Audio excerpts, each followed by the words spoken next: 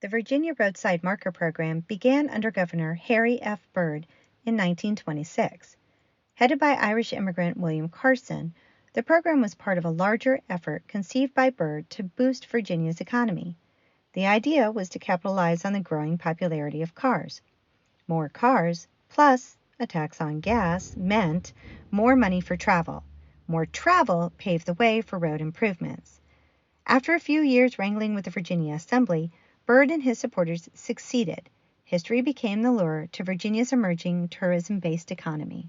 But while the program was a great idea, it was born of the time and the men who created it, and both held deeply racist sentiments. The 1920s and 1930s were a reactionary period during which whites, notably those with power, were fighting the slow but steady progress made by black men, recently enfranchised white women, and the rise of activist groups like the NAACP.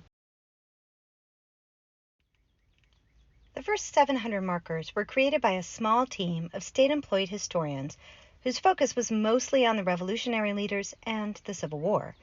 Jennifer Liu, the current manager of Virginia's Highway Marker Program, stated, "The markers were definitely, quote, oriented towards the great white man style of history that was very popular back then." Big changes came in 1976 when Virginia altered the program's funding structure.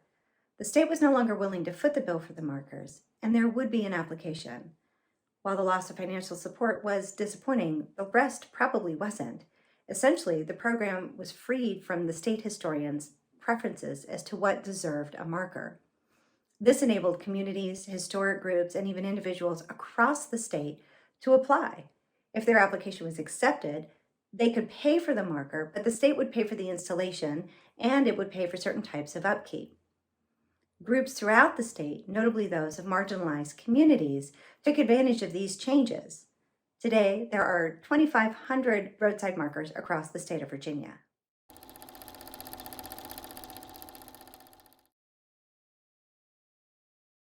What is a color line? In the U.S., a color line is a demarcation in built landscapes that determines who lives where, or really, who can live where. Some culturally and racially cohesive neighborhoods initially grew organically as migrants created new communities for themselves in unfamiliar spaces. In early 20th century U.S., the Great Migration, the continued expansion of industrialism, and other international forces were pushing peoples of different color and cultures into closer proximity. But the larger white culture didn't want to accept or acknowledge the worthiness of these new communities, so they slowly developed ways to separate themselves. These broad efforts became known as redlining, the practice of marking real estate maps with red lines, denoting black, brown, and immigrant neighborhoods.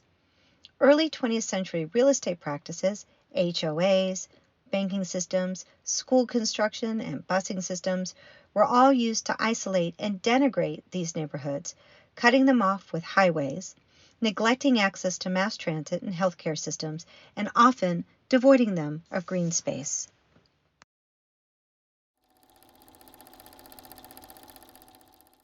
The most infamous red line districts scarred the landscape and even today are visually identifiable, even to those who are unfamiliar with redlining.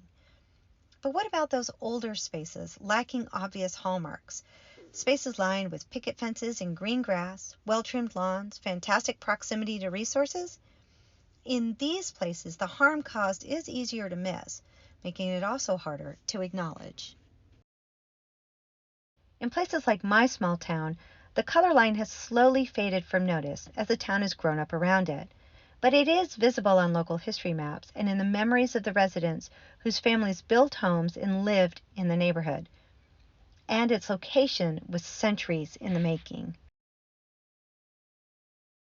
Before colonial settlers arrived, the Manahoac, Hoac, and Piscataway made what is known as Perceville part of their homelands. Long traveled routes still used today cross the area, connecting communities and people throughout the eastern seaboard.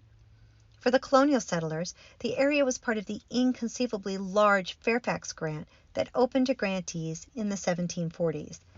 This happened after colonists, including George Washington and others from notable white Virginia families, forcibly pressed their way into what is today West Virginia, southwestern Pennsylvania, and eastern Ohio.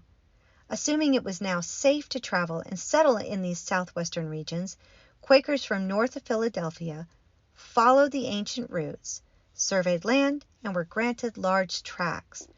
They were quickly followed by extended family and neighbors who made up a southbound diaspora, some of whom settled in the Purcellville region while others continued southward.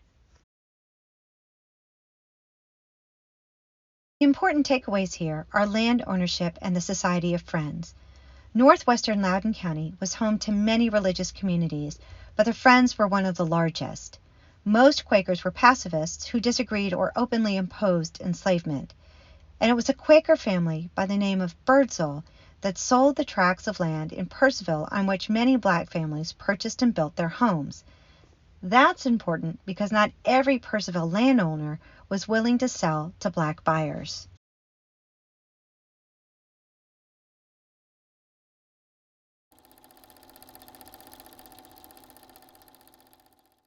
Several years ago, local historians found a restrictive covenant in a deed search that barred the sale of plots of land to African Americans. The deed states that if the inheritor were ever to sell the plots to anyone who was African American, then the properties would automatically revert to other family members. This would have been about the mid 20th century. While this property isn't on the actual color line, it is on the eastern border of the neighborhood, and it does help define the neighborhood even as it exists today. Racism designated space, and it created unwelcome for African Americans in white business areas. Older African American community members recall being barred from in-town eateries, barbershops, and the like. But those weren't the only options. Purcellville's African American neighborhood was connected to the greater region through community and family ties. Between and within each community, members created spaces of support and economy. Living rooms, porches, front steps, the segregated school, the segregated meeting space, all these places sprung up in Purcellville within this neighborhood. And they became places where you could get a hairdo or buy an ice cream. You could possibly rub elbows with a famous choreographer. Definitely the famous seamstress and tailor lived just down the street.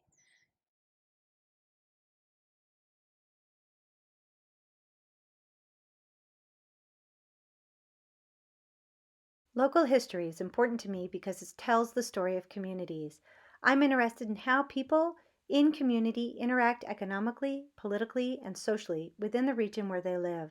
What I find most challenging about local history is interpreting resources, such as official records, to create narratives that are respectful and true to the community's experience. This is especially important for marginalized groups. What I find the most rewarding about local history is discovering similarities in experiences. For example, I found when learning about the history of individuals in Loudoun County's Black community that established homes, churches, schools, and support organizations helped me identify similar accomplishments in my own family. This encouraged me to take pride in my family story and learn more. To encourage activism, historians should develop events and programs to highlight how the people participated in the emergence of where they live, focusing on the economic, political, and social. Putting the sign on Purcellville's color line doesn't just acknowledge the past deeds. It does do that hard work. But more importantly, it acknowledges and elevates the successes of the members of the community, their hard work, their sense of social activism, and everything that they put in to building up Purcellville despite the barriers that they encountered.